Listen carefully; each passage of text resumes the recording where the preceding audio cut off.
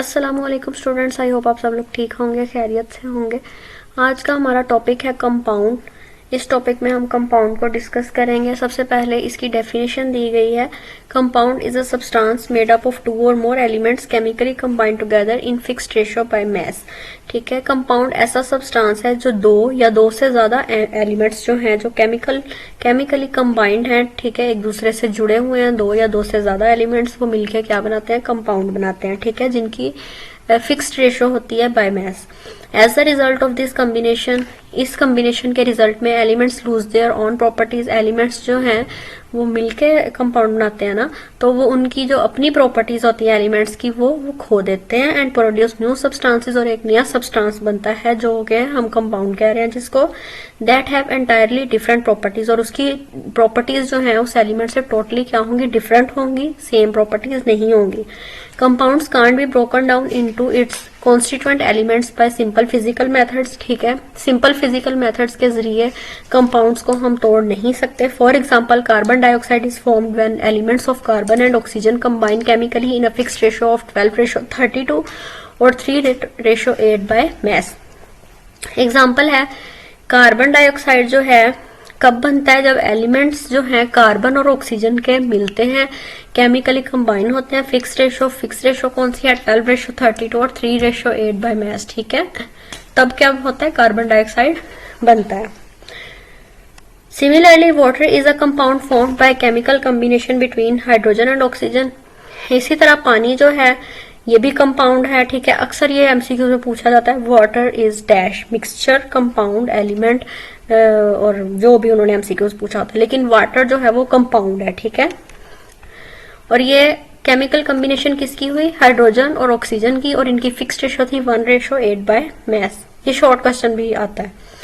ओहो, इसको थोड़ा रेज कर लेते हैं, ये हाईलाइट गलत हो गया। ठीक है, तो इसको आपने यहां तक हाईलाइट कर लेना है। ठीक है, नेक्स्ट है, compounds can be classified as ionic और कोवलेंट। ठीक है, अगर हम कंपाउंड्स को क्लासिफाई करें आगे तो इसकी फर्दर टाइप्स हैं, आयनिक कंपाउंड्स और कोवलेंट कंपाउंड्स। ठीक है, 2 टाइप्स हैं इसकी, ऐसे कह लें, कंपाउंड की 2 टाइप्स हैं।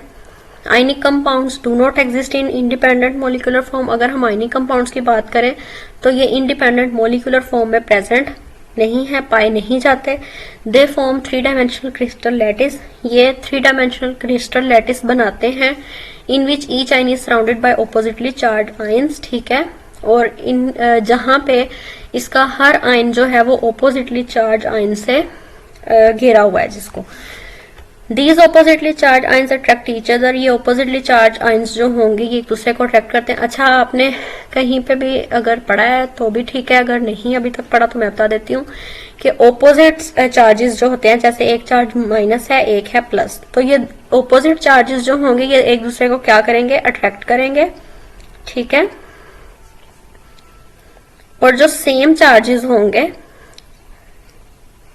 ठीक है, सेम चार्जेस जैसे पॉजिटिव हो गया या नेगेटिव हो गया, तो ये एक दूसरे को रिपेल करेंगे, यानी अपने से दूर करेंगे। ठीक है, these oppositely charge ions attract each other. अब ये ऑपोजिटली चार्ज आयंस हैं तो ये एक दूसरे को अट्रैक्ट करेंगे। ठीक है,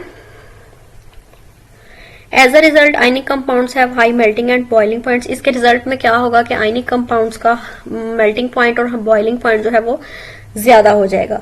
these compounds are represented by formula units. इन कंपाउंड्स को हम फॉर्मूला यूनिट से रिप्रेजेंट करते हैं, जैसे sodium chloride, potassium bromide, copper sulphate. ठीक है, इसके एग्जांपल्स हैं। The covalent compounds mostly exist in molecular form. Covalent compounds जो हैं ये ज्यादातर मोलिकुलर फॉर्म में एग्जिस्ट करती हैं, पाई जाती हैं। अ molecule is a true representative of covalent compound and it's formula is called molecular formula. अब कोई भी मॉलिक्यूल जो है वो कोवलेंट कंपाउंड का एक ट्रू रिप्रेजेंटेटिव है। ठीक है, कोवलेंट कंपाउंड को हम मॉलिक्यूल से रिप्रेजेंट कर सकते हैं और उसके फॉर्मूला को हम कहेंगे मोलिकुलर फॉर्मूला। जैसे वाटर है, HCl है। ठीक है, ये मोलिकुलर फॉर्मूला है इन चीजों का। पानी का मोलिकुलर फॉर्मूला क्या है, H2O। ठीक है, हाइड्रोजन क्लोराइड का HCl, H2SO4, सल्फ्यूरिक एसिड का। ठीक है, इस तरह से। अब यहाँ पे some common compounds with their formula. अब यहाँ पे कंपाउंड्स दिए गए हैं और उनको केमिकल उनके फॉर्मूलाज दिए गए। ये टेबल भी आपने जरूर करना है। पानी का केमिकल फॉर्मूला क्या है, H2O। सोडियम क्लोराइड जिसको हम कॉमन साल्ट भी बोलते हैं। अच्छा, यहाँ पे जो इन्होंने ब्रैकेट में लिखे हुए हैं ना कॉमन साल्ट, ये आपने जरूर याद रखना है कि कॉमन साल्ट किसको बोला जाता है, क्योंकि आपसे डायरेक्टली अगर नहीं पूछते वो कि सिलिकॉन डाइऑक्साइड का फॉर्मूला बताएं तो आपसे कहेंगे कि सैंड का फॉर्मूला बताएं, तो आपको पता होना चाहिए कि सैंड किसको वो बोल रहे हैं। ठीक है, इस तरह caustic soda, washing soda, mostly ज्यादातर तो वो ये जो ब्रैकेट में लिखे हैं इसी नाम से उनको बोल के तो आपसे क्वेश्चन पूछते हैं कंफ्यूज करने के लिए स्टूडेंट्स को। ठीक है, ये लाइमस्टोन का भी इंपॉर्टेंट है, तो इनको आपने अच्छे से करना है। ठीक है, अब यहाँ पे येलो बॉक्स है, remember always use standard symbols of elements, elements के स्टैंडर्ड सिंबल्स को हमेशा यूज करना चाहिए। Chemical formula of compound use करना चाहिए, कंपाउंड्स के केमिकल फॉर्मूलाज को यूज करना चाहिए। Proper abbreviations of scientific terms, कोई भी साइंटिफिक टर्म जो है उनकी प्रॉपर एब्रीवेशंस को यूज करना चाहिए। ठीक है, कि अगले बंदे को कंफ्यूजन ना हो कि इसने कौन सी एब्रीवेशन यूज की है।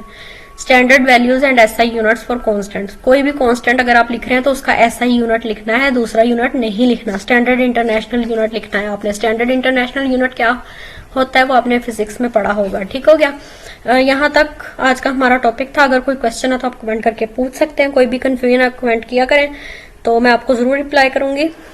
तो अगर आपको वीडियो अच्छी लगी हो तो लाइक करें, चैनल को सब्सक्राइब कर दें, और अगर किया हुआ है तो आपका बहुत बहुत शुक्रिया।